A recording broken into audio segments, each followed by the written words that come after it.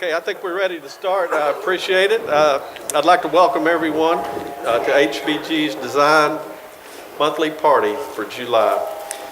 As you know, tonight we are commandeering the usual format of the monthly party to focus on Anthea Comas' keynote presentation on her trip through Japan as our 2017 GOH Travel Scholarship Winner.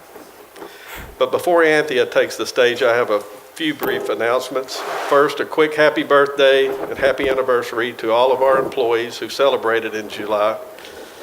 We will make a special celebratory announcement for all of you, and it includes myself, at our August monthly party and State of the Firm program.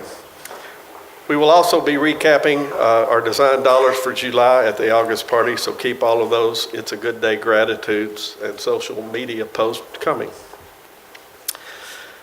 The August party is our State of the Firm celebration, and that date is set for Friday, August 25th.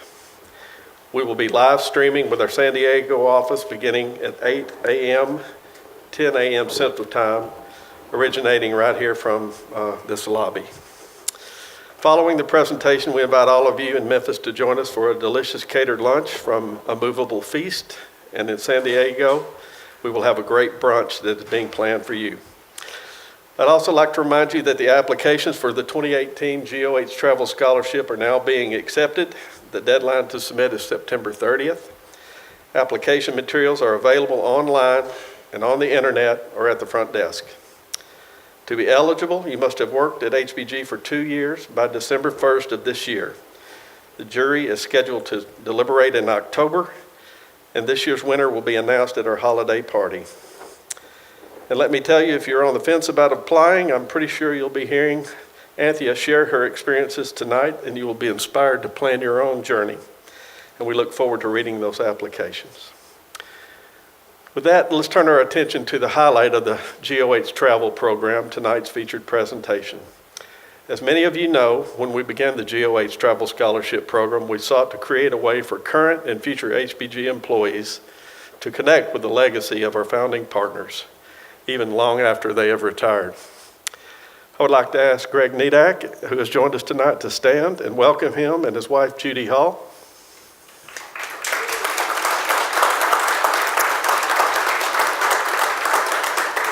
We're so glad you could join us. Also like to welcome Anthea's family here tonight. Thank you for coming.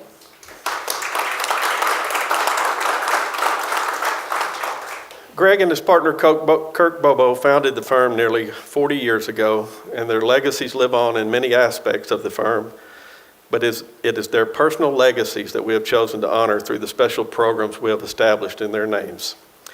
We believe what you will hear and experience tonight will connect each of you to Greg's personal legacy, which celebrates his love of learning through travel. We initiated the GOH Travel Scholarship 4 years ago, and in that time have had 5 winners, traveled nearly 54,000 miles.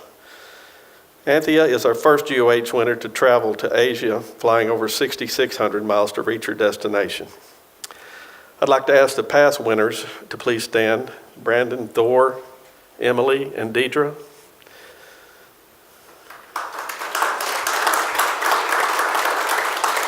They all had great experiences on their travel, and I'm sure we'll hear another great one tonight. As she revealed back in April at her send-off presentation, the focus of Anthea's journey to Japan was to examine how people move through space and experience space in different ways. I understand that the images and stories she shared through her Instagram posts were only a mere preview to the remarkable moments and encounters we're about to see and share. So with that, I'll welcome Anthea.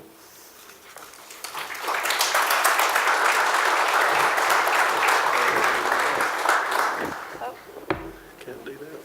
Thank you, Mark, for that introduction. So I actually started as a psychology major before I went to architecture school. And this, because I find people really weird and interesting, but this served me really well when I went to architecture school, when it came to observing people and how they move through space. For example, if you go to a big open courtyard, you'll see people, they'll tend to go to the edges, and this is something called stigmotaxis, or side-hugging behavior. Another thing that I've noticed about people moving through space is that people tend to hate stairs. and they'll go to great lengths to avoid them. Another funny thing that I've noticed about people is that parties always tend to end up in the kitchen. And I don't know why this is, but there seems to be this unconscious draw towards kitchens during parties. And I have theories about why that is. I think that the kitchen is just a little bit more dynamic and casual, and people prefer to stand rather than sitting in the living room. But I know that I'm not the only person that notices this or thinks this is interesting, because after doing a Google search, I found this really funny image. This is a British pop star from the 1980s named Jonah Leary, very handsome. And he had this hit record called You'll Always Find Me in the Kitchen at Parties. So you can see that this phenomena of parties ending up in the kitchen, it's like this universal human experience. And the reason why I bring this question up, why do parties end up in the kitchen? Why are there these weird human behaviors? Is because I think this illustrates my idea for this talk, which is about how people perceive and move through space, or in other words, how human flows can be generators of architecture. So I worked really hard to get ready for this trip and for this presentation. One of the things I did was I took Japanese lessons, because they don't speak a lot of English outside of Tokyo. I got really good at ordering water at a restaurant and, and asking where the bathroom was. Other than that, it's such a hard language to learn, but I'm really glad that I made the effort. Another thing I did was I read tons and tons of books, and this is one that I read called Project Japan. I think if I threw it at you, it would really hurt. It's huge, but it just goes to show you how influential Japan is.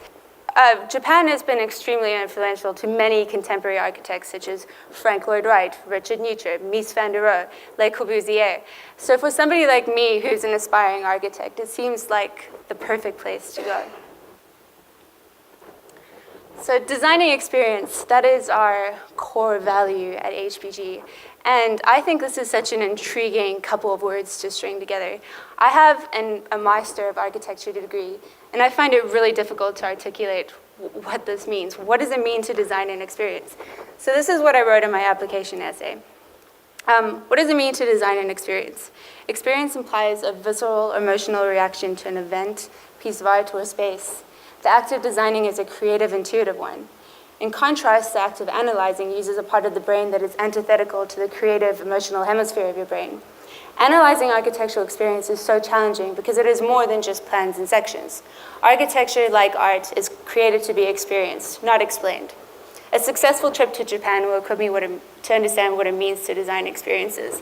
And I was thinking about it, and it dawned on me that there is actually something that is a good framework for trying to understand what designing experience is, and it's something called phenomenology. Now, phenomenology is a branch of philosophy that deals with how we perceive and understand things around us, or phenomena, which is a root of the word phenomenology. And it's a branch of philosophy that's only about 120 years old. It was started, the progenitors of phenomenology were people like Heidegger and Husserl at the beginning of the 20th century, these old German men. And it's a really broad field of philosophy that there's something like 7 different types of phenomenology. But when we're talking about phenomenology as it relates to architecture, it's something a little different. Phenomenology as it relates to architecture is understood as the aspect of philosophy that focuses on researching the experience of built space. So how we perceive the built environment and the effect that the built environment has on our psyche. And architects like Peter Zumthor and Juhani Pallasimo really like to think about architecture in these terms. So instead of trying to explain to you up here what phenomenology is, I'm going to try and show you through my trip, through the places that I saw and the things I experienced. So this is the Japan. I got really tired of writing Japan and plan over and over again, so after a while it became the Japan. And we were there for 17 days, and going to Japan, there's so much to see. It's like so overwhelming, but I did my best to see everything, but I didn't quite make it. But the reason I was able to cover so much ground is because they have this amazing high-speed railroad service there. So we started in Tokyo, and we decided to go to the furthest away point and then work our way back to Tokyo, and then we made a day trip to Sendai right at the end. All right, so here we go. So day 0, we left Memphis at 6 o'clock in the morning, and we flew to Toronto, and then we made the 13-hour flight from Toronto to Tokyo, and we flew over the international date line, so we literally flew into the future. And we arrived at what would have been 2 o'clock in the morning Memphis time, but it was like 4 o'clock in the afternoon Tokyo time, very jet lagged, badly in need of a bed, and this was actually our 10-year wedding anniversary this day. But one of the things that you notice about Tokyo, the first thing you notice is just how clean it is. There's no rubbish anywhere. I didn't see a single piece of rubbish.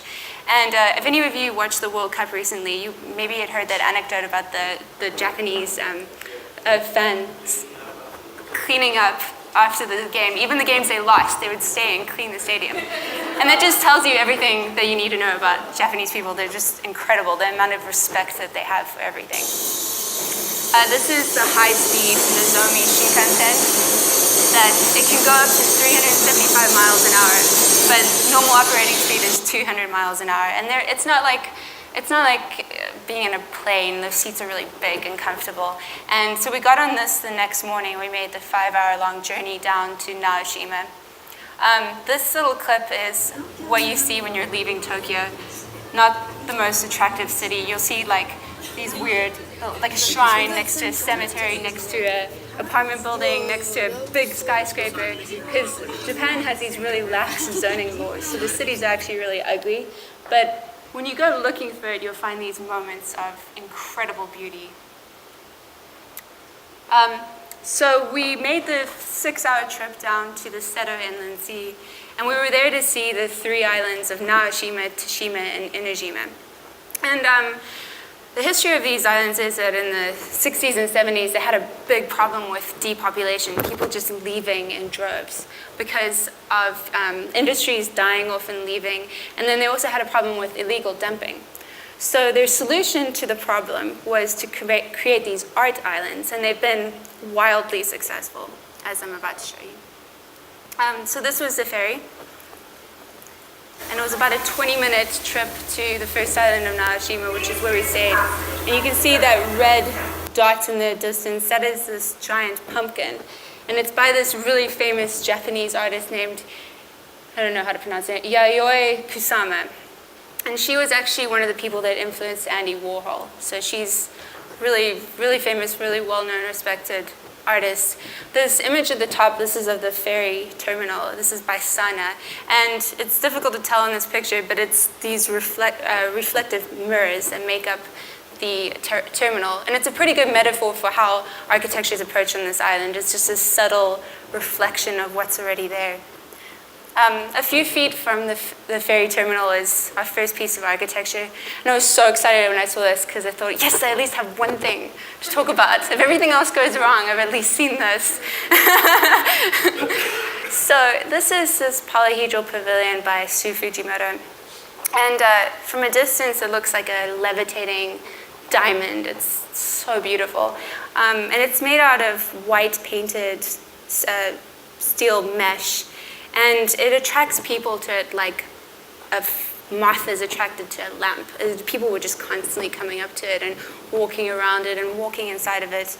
This is a little video of what it's like to go up into it.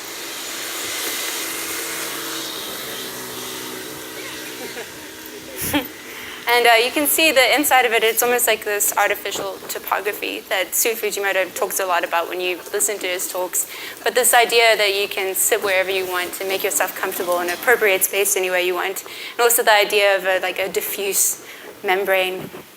And people would come into it and sit there and you would chat to them. And you interacted with people a little bit differently than you would if you just ran into them on the street. It was really nice.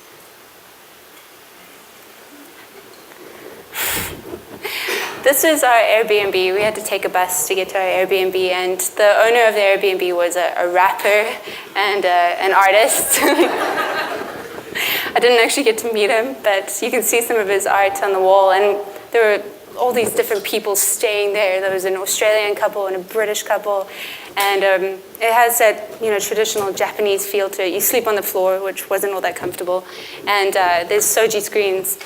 You can see this little cemetery just down the street. There's these Monet-esque lakes with with lily pads. It's just really picturesque and beautiful. There were cats everywhere. So one of the things I learned when I was taking Japanese lessons is that the Japanese tend to, if I stand closer, does it help? The Japanese tend to mix their R's and their L's.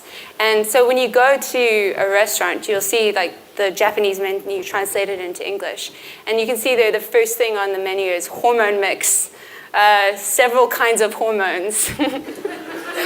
So something got lost in translation there. So whenever we saw something like that, we called it English. But I wasn't brave enough to order the hormone salad, so I got the okonomiyaki instead, which was like a cabbage pancake with barbecue sauce and mayonnaise and seaweed and squid. It's really good though. This is just some of the scenery around the island. These are tsunami gates. Not very high, didn't make me feel very safe.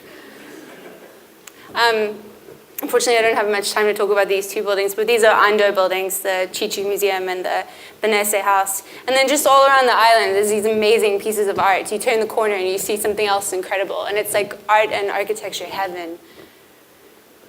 So day 3, we got up really early and we went down to the beach. This was at 5 o'clock in the morning. The sun rises at 4 o'clock or earlier in the morning there. I don't know, it's crazy. This is another pumpkin by Yayoi Kusama at the end of a pier. And then later that day, we went to the Inajima Art House project.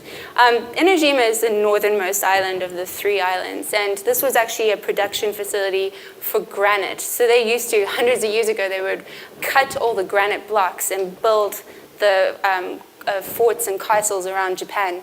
And the island has a population of 50 people, and the average age of a resident is 80. So it's this tiny aging population. And so in order to bring it back to life, they created these different art houses. So you can see here the granite wall, and then there's the copper refinery in the distance. So it was a granite production facility, and then copper later on. Both those industries died. You can see this image in the middle is this wood that's charred, and they make all of their buildings out of this charred wood, and it's meant to strengthen it and then protect it against rot and bugs and things like that. But it has this really nice, in phenomenology, we talk a lot about texture and the way things feel and the feelings they evoke. This was the first art house that we stumbled across. Oh, the other thing I forgot to mention is that there are no cars on the island. There's just a promenade that goes around the whole island. You can do the whole thing in about 2 hours. And which was a really nice experience, just to walk through all of these houses that have been overgrown by kudzu and kind of abandoned. But they had taken some of the houses and, using the vernacular, turned them into these art museums. This is Atari. Atari is something that symbolizes moving from the mundane to the sacred. So if you see one of these, you know you're going into some kind of religious space. And I have no idea if I don't think this was an art house project. I think this was a shrine of some kind that was on the island. But you can see you walk up the stairs and then you go and there's a soji screen that there was no sign explaining what it was. This is the view down the sea and the Atari. And then you open it up and it only opens up a few inches, and we look inside and there's 3 little vases. And so the reason I'm showing you this is because this is one of the most important things, if you learn anything from me talking today. This idea of concealing something and then revealing a little bit. It's such a powerful psychological construct to use in architecture or in anything, really, because you just want to know more. I want to know what that means. What does it mean? I don't understand. So, and then turn around the corner, and this is the foundation of an old stonecutter's house. And what they did was they got some artists to draw pictures of animals and plants that are on the island and cover the foundation. You can see there's one of the 80-year-old people, gardeners, over there. And this is also another really powerful part of our psyches, is that we are always looking for meaning in things. And we love stories. We're hardwired for stories. So just this subtle intervention of telling a story about this is where the stonecutter lived, that's also another part of phenomenology. It's kind of this poetic, finding meaning in things. And then we got lost.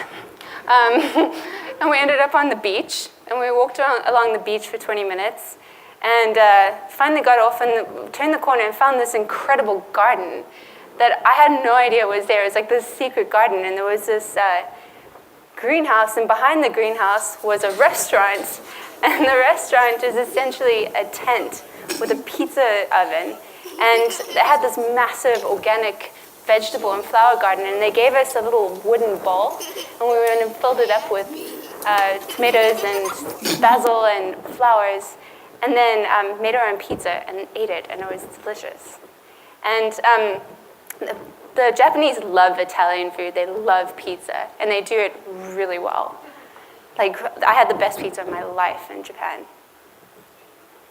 We kind of found our way back onto the path.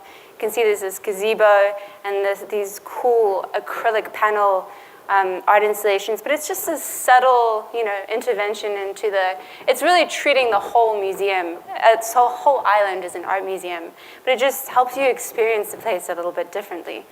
And then we were worried we were going to miss our ferry to the next island, so we found this little old lady, Japanese lady on a bicycle, and she helped us find our way to the ferry. Japanese people are really, I'm sure you've heard, Japanese people are tiny. I think I could have put her in my backpack and brought her home with me. So we took the next high-speed ferry to the next island, Tashima Island, and there was one building that I wanted to see on this island. This is not an island that you can get around on foot. It's pretty big, and so we took a bus to the art museum, and we realized that we had 20 minutes to see the art museum till the last bus was going to the last ferry off the island, and there were no more ferries the next day. So if we missed this bus and we missed this ferry, we were going to be stuck on this island for the next 2 days. And so I was a little stressed out, and we got to the museum. And the way they want you to experience it is they want you to walk around this long path that goes around those trees there, that sees all these views before you get to the entrance of the museum. But we could see it right there, and we were like, why can we not just go in? It's right there. But they insist on you going around, and you see it. This is the other thing that I really wanted to talk about, was the sequence of spaces and how important that is. So buy your ticket, and then you go around this path. You see this beautiful view of the Seto Inland Sea, and it starts to prime your mind for what this experience of the museum is going to be like. And you turn the corner, and you see the entrance, and it's this compression and expansion. But before you go into the museum, there's a little place where you take off your shoes. And that's pretty typical anywhere you go in Japan. You have to take off your shoes before you go into somebody's house. A lot of places, restaurants, you have to take your shoes off.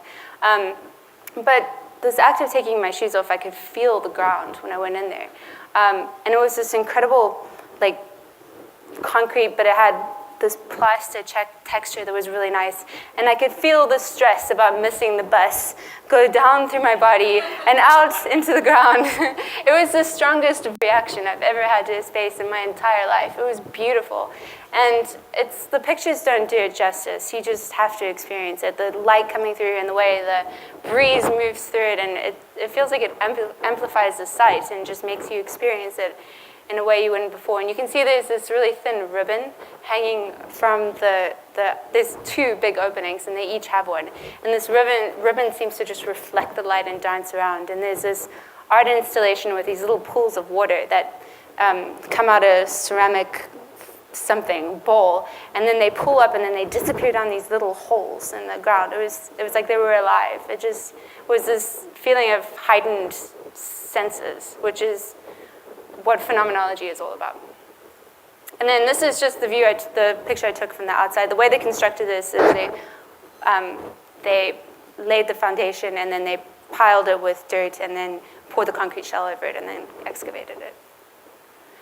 So the next day we got back on the high-speed train, and we made our way to Koyasan, which is, and it's up in the mountains, so we had to take this funicular up to Mount Koya. I think if I had to come up with a name for this trip, it would be planes, trains, automobiles, ferries, subways, and funiculars. We just traveled around so much. And Mount Koya is supposed to be the birthplace of Buddhism. And we stayed in this temple called the Sujin Temple, and we got to live, eat, and pray with monks which was incredible. It's a traditional, the style of it, it's called a ryokan, a Japanese-style hotel. And you stay in this traditional Japanese-style room, and they do everything for you. They cook all your food for you. They even, you'll see. Oh, this is the courtyard. So this was one of the most surreal things, was just interacting with monks, bald-headed Buddhist monks who would make my food for me and feed it to me and cook it for me. It was like, I was in awe the whole time I was there. The monks are 100% vegan, so but if I could eat food like this every day, I would be vegan easily. We had this tofu that was like, this sesame tofu that was like creme brulee. It was so good. And then this was actually at a different ryokan, but one of the things they do in a ryokan is they give you, there's something called a yukata, which is like a robe and shoes. So they dress you, they feed you, they dress you. Everybody's wearing the same thing. And then this is a clip of monks making my bed for me. They move the table to the side, and then they come in. I just couldn't get over it. Luca didn't think it was a big deal, though. The very next morning, we got up and had morning prayers with the monks. And you can see this image to the left. This is the hall that we had it in, and the monks chant sutras for an hour. And then afterwards, they had this short little fire ceremony where they have these sticks, wooden sticks with prayers written on them that they throw into the fire. And then later that day, we made our way to the Okunoin Cemetery. You can see this image on the left-hand side. This is, it's called a chazuyu, which is, it's like a fountain that you use to purify yourself with. So you pour water from your left hand, with the ladle into your left hand and then into your right hand, and then you're supposed to put water in your hand and then rinse your mouth out, and then you're purified and you're ready to enter the shrine. And we found this all over Japan. You go through this ritual of purifying yourself and then lighting incense and lighting a candle. And you can see this picture on the right with the trees. The cemetery is actually an arboreum. It had these 600-year-old, 165-foot tall trees. And the things you don't realize from looking at these pictures are just all the other senses. So the sound of the water, the smell of the incense, just the sound of monks chanting. It was just really magical. This is Japan's oldest, largest cemetery. There's something like 200,000 monks buried in here. And then there's these beanies that they put on the Buddhas everywhere. I don't know why. I think it had something to do with the spirits of children, or it's really interesting going to one of these places as an outsider and just completely not understanding what you're seeing. I don't know why these people are putting water on the statues. I tried to go afterwards and look on my iPhone and understand why, and sometimes I figured it out, sometimes I didn't. But this is the shrine of Kobudashi.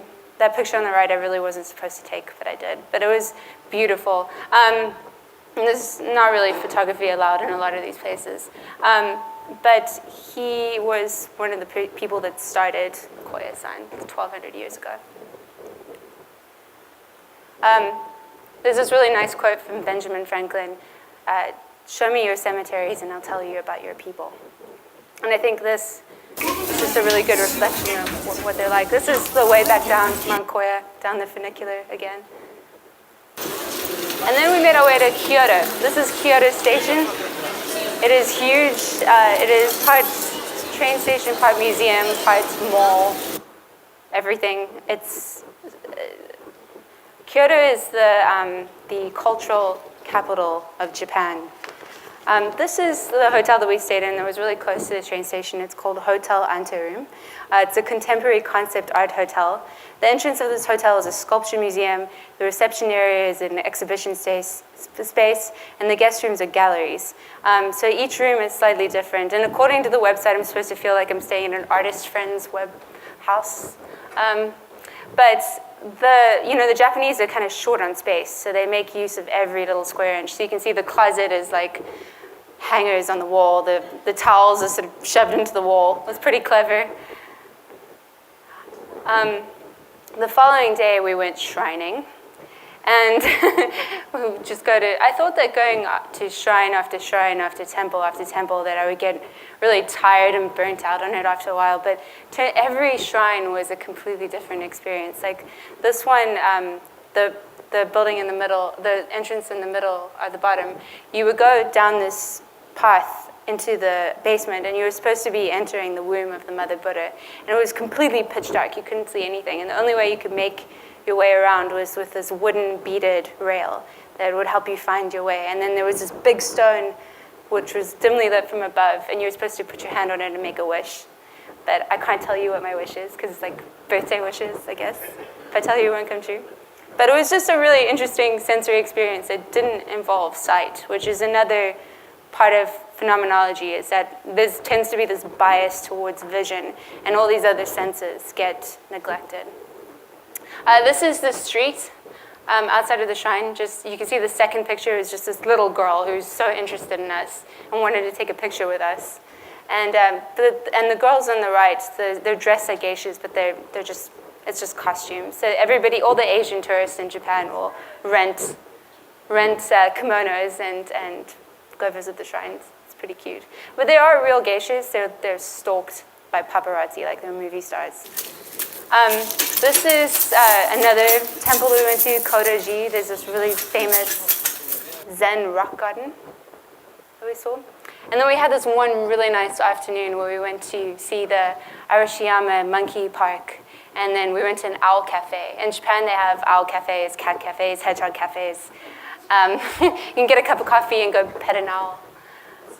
Emily had cats, so I had to have a cute animal in mine. This is the Arashiyama bamboo grove on the left, Gion in the middle, typical Kyoto street on the right. I think Japan is just made for Instagram.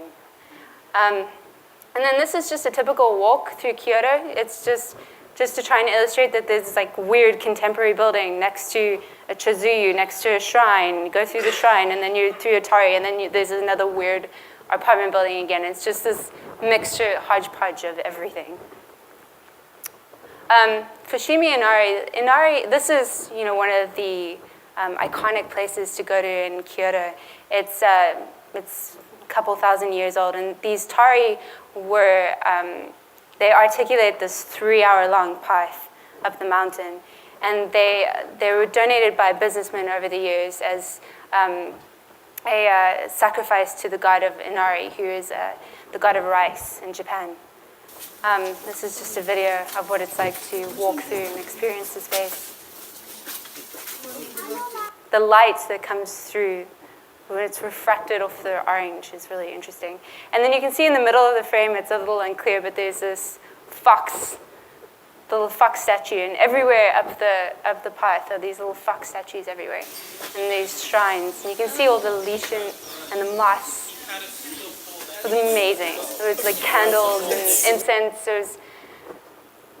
And then this is one of the views from up at the top of Kyoto, and you can just see what a sprawling metropolis it is. All right. So in Japan, when it comes to tea, they don't play around. I'm an avid coffee drinker. However, the highly ritualized tradition of drinking tea in Japan is intriguing to me. When I do indulge in an occasional cup of tea, it's the westernized version of it, so just hot water with a tea bag thrown in. And it's pretty unceremonious. But the spirit of the cult of tea is, you'll find it everywhere in Japan. You'll find it in the most aristocratic homes. You'll find it in the poorest. And it has such cultural significance that Japanese tea masters will train for as long as 10 years to learn the proper preparation and drinking of tea. So this small act of drinking a cup of tea is transformed into an almost religious encounter that elevates the everyday experience. So of course I wanted to see an example of sukiya, or tea house architecture, and I wanted to go see this little tea house called the Bosen tea room in Kyoto. But there was one small caveat in that says it's not open to the public. So I came up with a plan, and I got my Japanese tutor to help me write them a letter, telling them who I was and what I wanted to do, and I sent them this pink Elvis Presley return postcard with my address on it. Because Japanese people I think they like Elvis a lot. And we're from Memphis, so it made sense. And I sent it 2 months before, and I didn't hear anything, and I just was anticipating that they weren't going to write back. And I was like, we'll go look at my post box every day. And then 4 days before I left, they wrote back. And I was so excited. And I had no idea what it said, but... So I texted a picture to my Japanese tutor, and she said that, loosely translated, it says, we don't usually let people come and visit, but we're making an exception for you. So this is, Koho-an Temple is a sub-temple of this much larger temple, and I got this really cool clip when I was walking through of these monks. You can kind of hear chanting. And then disappearing. Disappearing behind the wall. I love that sound of them chanting. And we came to, this was the front entrance, and I got there 15 minutes early, and I was so nervous. And one of the things you're supposed to do when you, when somebody in Japan does something really nice for you like this, is to bring them a gift. So I went to Lansky's, and I got like Rendezvous barbecue sauce, and Elvis fridge magnets, and Elvis sunglasses, and little duck-shaped soaps. And I had no idea who I was meeting, how many of them there were going to be, how many monks I was meeting. So I didn't know what to expect, and I was so nervous. And finally, this gardener came and got us and let us in. And it turned out to be this really nice young married couple, which I didn't know that monks got married. I thought they were a little bit like, like Catholic priests, but apparently they do. They had 3 children. So this is a pretty good. So this is one of the buildings that has the most interesting example of people and how they move through space and the effect that it has on your psyche. So number 1, you can see number 1 by the map, and then that was the entrance. And when you look at the entrance, you don't see the building. It's completely hidden from view. And what you have to do is you go in and then you take a sharp right. So you make this L-shaped approach to the building. And if you're a samurai and you're participating in a tea ceremony, you drop your sword off there. And I actually saw the little rack where the samurai swords would go. And then you go back out and you go down this path, number 2, and you see the path, it dead ends into this tree, and that's called an interrupting tree. So it sort of tells you to go in a different direction. And then number 3 is the gate that goes into the garden, and then the red part is where the tea house is. We got to walk through parts of the actual residence. Oh, and this was designed by Kobori Enshu, who was this really famous tea master 400 years ago. This was, I think, the year 1643. And this became his retirement residence. So this is just a quick diagram of the tea room. And you can see those lines down by number 3. Those are tatami mats. And you would come down the garden, you would wash your hands in this basin, and then you would have to go through something called a nijirichi, which literally means to crawl in Japan. And I'm going to show you a photograph of what that looks like. So the picture on the top left, that's a nijirichi. It's a soji screen that comes down. And the story behind this is that thousands of years ago, this tea master observed that this emperor that was participating in this tea ceremony had this really big ego. And so he wanted to do something because part of the Japanese Zen culture is humility. So he designed this tea house to force people to bow down and shrink themselves. And this was literally to help the emperor leave his ego at the door, which I think is pretty phenomenal. Just that how there's such a strong connection between what's going on in your brain and the architecture. The other thing that's really interesting about this space, you can see on the right, that's the view towards the back. There's this little alcove on the right where they would put a vase of flowers or something, some kind of little religious thing. And then the place on the left is where you'd make the tea. And the roof would have been white 400 years ago. I don't know why they took the paint off, but the paint was made out of these white shells that were ground up, and they would reflect light. And the wash basin was put in the exact right spot, so that certain times during the year, the water would reflect off of it and then up onto the ceiling, and you would see ripples of water. No fish sets, okay? That's against the rules. Next day we had conveyor belt sushi. I've always wanted to try. And then we made our way to Nara, which I actually originally hadn't planned to do, but this is also another really good example of sequence of spaces.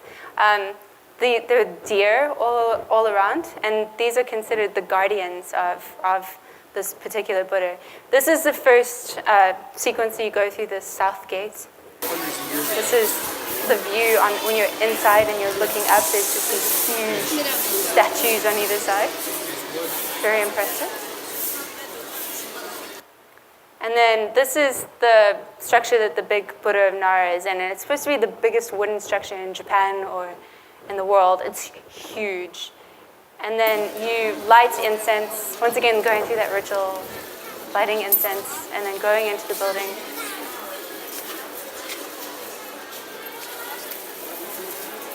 And then this is what the Buddha looked like. It was massive, just awe-inspiring. There was a huge bowl of oranges that were left there as an offering in front of it. This was the one on the left. There were each of these on either side of it. Then we made our way to Kanazawa. Kanazawa is like baby Kyoto. Also very cultural, but it's one of the nice things about it is it's up on the coast, and they have this incredible seafood. And Kanazawa is known for its samurai and geisha districts. You can see the bottom left picture. There's another tea house and a samurai house with another nijirichi, and I made this poor Japanese woman pause in front, bending down in the nijirichi for this picture, which she really kindly did. And then this is the geisha district, this really well-prepared geisha district, which was 3 minutes from our hotel. And our hotel was this Hachi share hotel. It's eco-friendly. It's the most hipster place I've ever been in my entire life. It was so trendy. And we got there, and one of the reasons I really wanted to go to Kanazawa is because of this matsuri that they have every year, which is Japanese for festival. And I thought that when we went to go see the Nara, this Buddha of Nara, I didn't think it would take so long, and I thought we had missed the first part of the 3-day matsuri, which is when these lanterns float down the river. But I got up to our room, and I looked out the window, and I realized that our room was right by the river, and the lanterns were floating by. So we ran down. I was so excited. And this is a video. There are just hundreds of these exquisite hand-painted lanterns. It was magical. And then 5 minutes later, this happened. And I was so confused, because I knew that it was right at the end. We just were seeing the tail end of the lantern festival, and I thought maybe this is just what they do. They burn them all at the end. But then the fire trucks showed up, and it was chaotic. And they've been doing this for 70 years, and this is the first time this has ever happened. So the next morning I woke up to go see the aftermath. So sad. I'm picking up all the burned lanterns. There's one lonely lantern, charred lantern, floating in the river.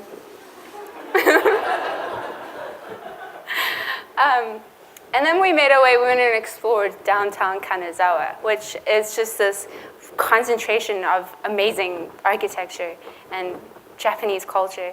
So this is Kenro-kuen Garden. That's Japan's oldest fountain on the right. And I bought this parasol in a gift store. I've been wanting one of these since I was 6 years old. And I got one, and I walked around the whole day in the garden with it. And I thought if there was one place in the world I could not look like a complete weirdo with a parasol, it would be at Kenro-kuen in Japan. But I got lots of attention. South Korean tourists were taking pictures of me. Like little old Japanese ladies were coming up to me wanting to know where I got it from.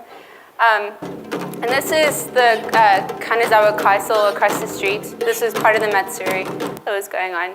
And even after their festivals, there was no trash. One time I thought I saw a piece of rubbish on the ground, and it turned out to be a big purple flower. They were just so clean. This is the 21st Century Museum by Sana. It looks like big, oversized sugar cubes on a tray. And it's in the middle of the city, and the circle makes it very non-hierarchical. There's like 5 different entrances. You can enter from any part of the city, so it feels like it's just part of the city. But the interesting thing about this, as it pertains to circulation, is that the spaces that are left over in between the galleries, it feels like a maze, and it's very disorienting. So I'm going to show you, you can see it within the city. The outside ring of it is public space, and then the inside is private. So you have to buy a ticket to get into these galleries. And they're separated by, the private is separated from public with a glass partition. And it has like this ant farm kind of feel to it, where you can see people walking along that you can't get to them, and you can see them behind the glass. It's a really interesting, just the experience of walking around in it was really interesting. So I'm going to give you a little idea of what it was like. So this is the entrance, very unceremonial. I was wondering where all the incense and candles were. And you walk in, and then you see this interior courtyard, and you get a sense of what the different galleries are. And there's this cool art exhibit. It was like a swimming pool, and you look in, and then you see people. And later on, you find that you can actually go under the water. There's people just waving at strangers up above.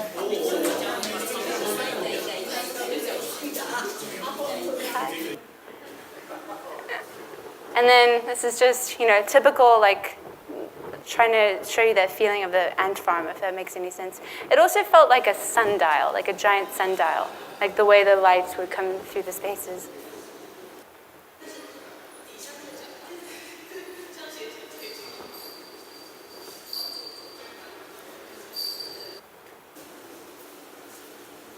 I felt like a nature photographer. I was waiting there, waiting for somebody to come by. And this is going into one of the galleries.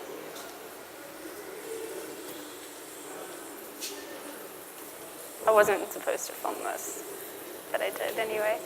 And then this is the glass partition looking out into from the private out into the public. The public was galleries, a children's play area. This is, the public space. Just you can see, you kind of just feel like you're part of the city. And then this was one of my favorite exhibits. This was James Turrell, Open Skies, and it's basically just a room with a big open roof.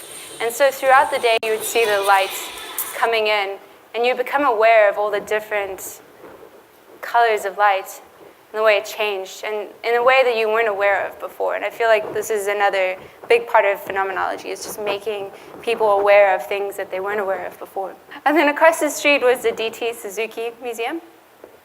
D.T. Suzuki was a person that was responsible for bringing Zen Buddhism to the West in the 50s and 60s.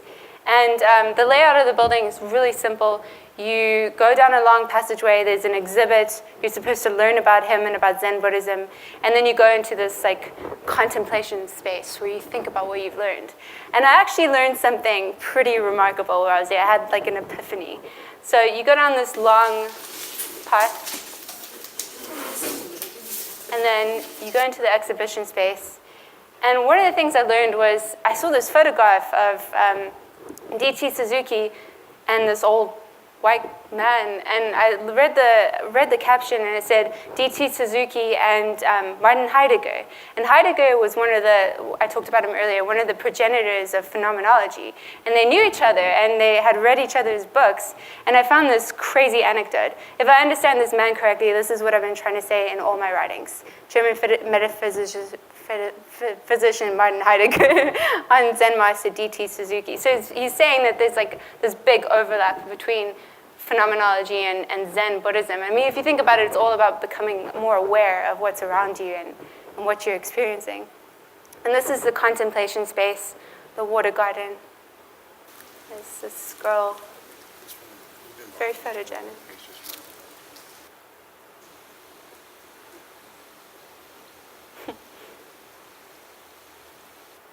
And then I always think it's interesting when people just make themselves comfortable. David hurt his arm at the beginning of the trip. He tore his rotator cuff, and we ended up spending half a day in a Japanese ER. And I watched a lot of Japanese TV, which was really weird. I felt like a baby. This is what a baby feels like.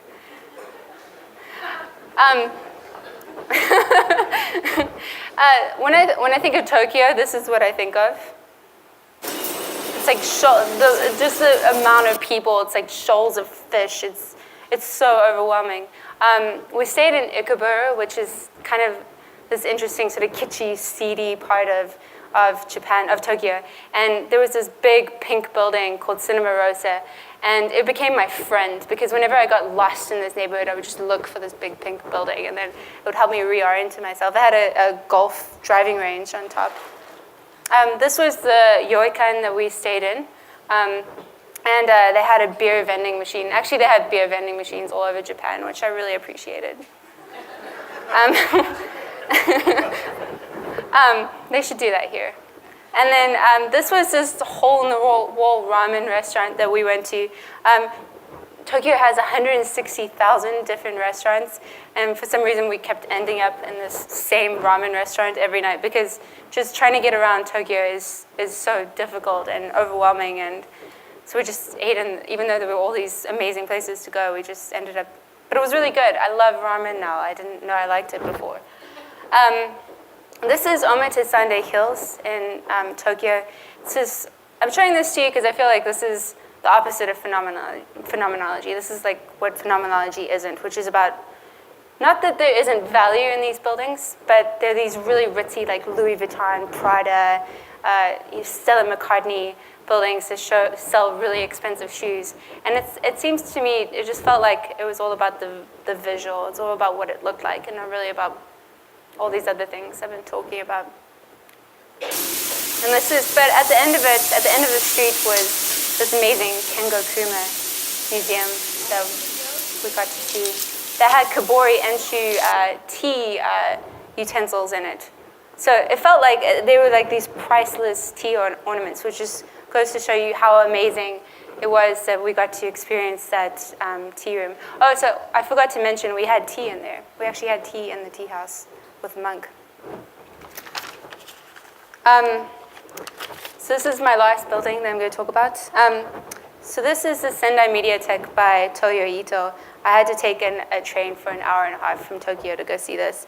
Toyo Ito is one of the world's most revered and innovative architects. The Sendai Mediateque marked an important pivotal moment in his work and in contemporary architecture in general. The Sendai Mediateque deviated from its early modernist boxes and moved towards a more organic, sensuous architecture. The Mediateque functions primarily as a library and an art gallery. Traditional fixed barriers and partitions have been purposely diminished to increase flow between media and people in the space. The ultimate aim of this building is to propose a model for how cultural facilities should be from now on. This open space allows people to move through the building and appropriate space however they choose.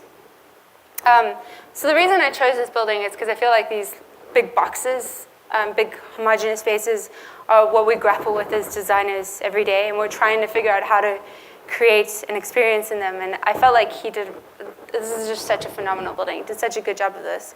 So he employed two techniques. First, he varies the height of each floor plate to create a variety of volumes that each feel unique. But the most brilliant feature of his design are the 13 tree-like tubes built from lattices of steel pipes that are torqued to resist building forces. These allow for the flow of light, air, water, sound, and people. The structural tubes appear to float and sway like undulating seaweed in an aquarium. The tubes diversify the space and add an element of visual interest and surprise. So this is the front. That front facade, it opens out onto the street during nice weather.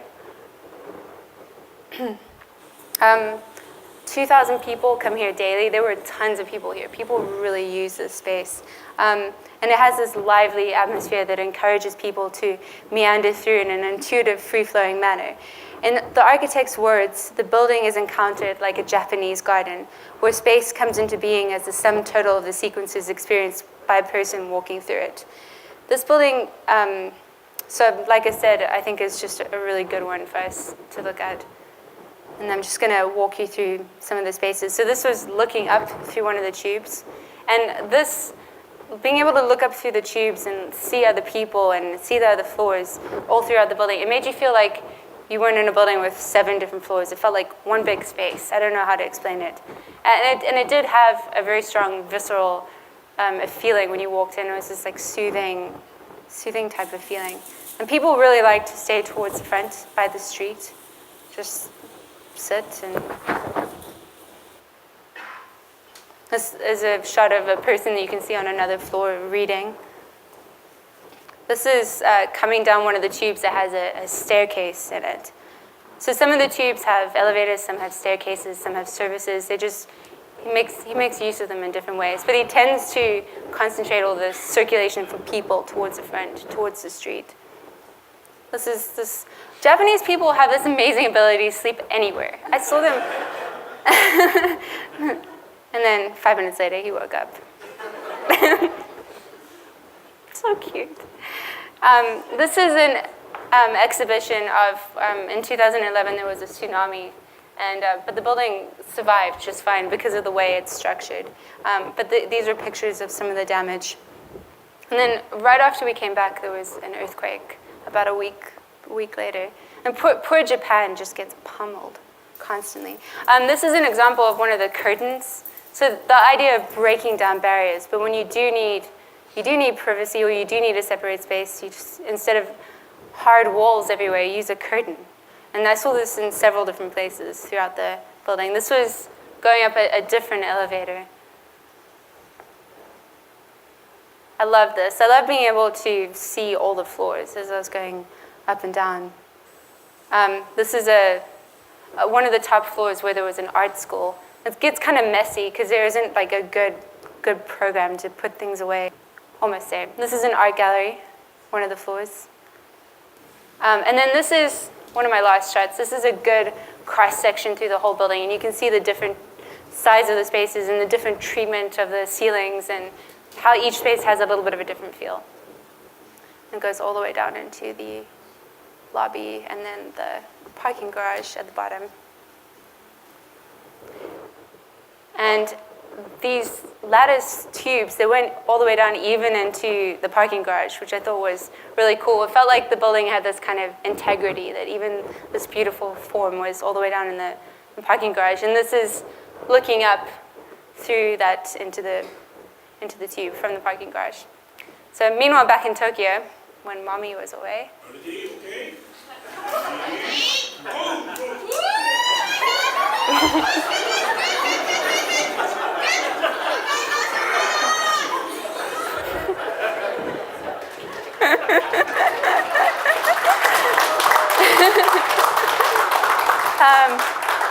so this is just to, let me go to this page. This is just to summarize some things that you can think about next time when you're designing. Understand the person using the space. So try to put yourself in the place of the person using it. Think and design with your entire body. Design holistically for all the senses, not just for the way it looks.